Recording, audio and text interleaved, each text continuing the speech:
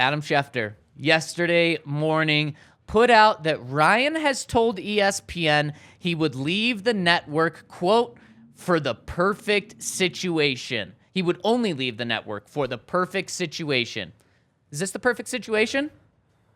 This is a 5-12 team with a lot of good players on defense, with a brand new coach, with a coach that's an offensive coach, so he would be able to take over the defensive side, but a team that has not had a winning record since 2016 and hasn't been to the playoffs since 2015. Mm-hmm.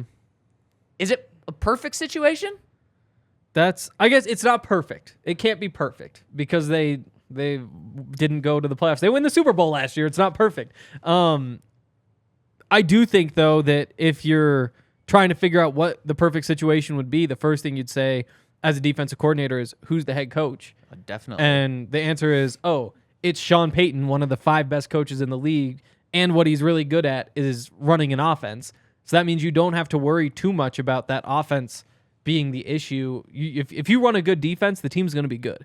And so that does put it on his plate. You say, like, okay, second question. We're past the head coach. Who am I working with here? What players do I have? Got Pat Surtain, and a lockdown corner is it the best thing a defense can have? It's either that or first or second. It's either that or the pass rusher. Yep, and I think it's just split depending on who you asked. But those are clearly 1 and 2. Exactly. So you have that marquee piece. Yep. You have an all-pro safety right there, so you can kind of build around it. You have a lot of depth.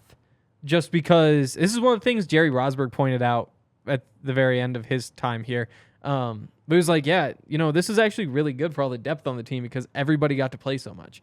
And now you look at the Broncos and it's like, we've talked about the outside linebackers. There's so many of them.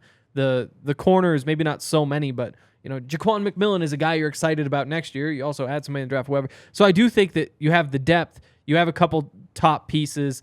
You also have a couple of changes you get to decide. Like, you want to give that contract to Draymond Jones?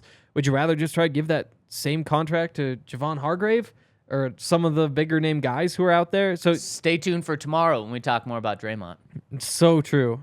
Yeah. So we don't need to go down those notes. But there's if I think the way it's going to work out is that defense is either going to have Draymond or somebody else on that contract. And if Rex Ryan says, like, go get me Tremaine Edmonds, go get me whoever, like, I do think it's a good situation. That was a long answer, but so I do think it's good. You went from saying it's not perfect. It's not perfect. To good. It's good. It's good? It's or good. Like, it's great? Or like, it's good?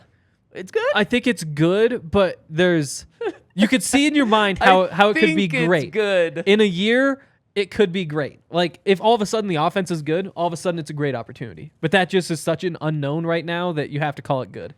Yeah, you said it off the top. There's barely any perfect situations for a coordinator to step in because typically, and Sean Payton has been very open about this. Exactly. That's a perfect situation. Yes, Matt Nagy walking into a fantastic situation there. Coming off a Super Bowl win, you get to coach the MVP. You get to work alongside Andy Reid. And heck, in terms of the future, you may be the one to take over that job whenever Andy Reid gets to step away.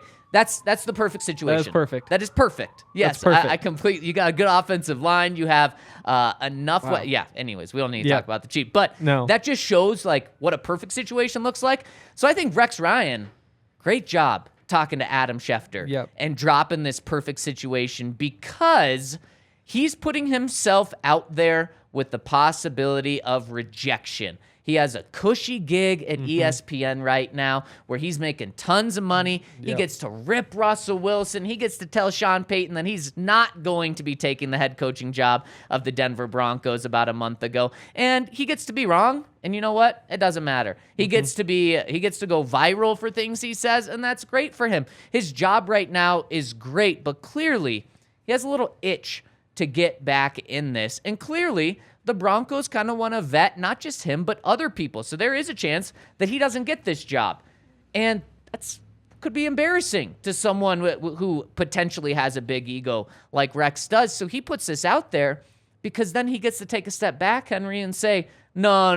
The Broncos' job wasn't the perfect situation. They didn't tell me no. Yep. I kind of stepped away from them.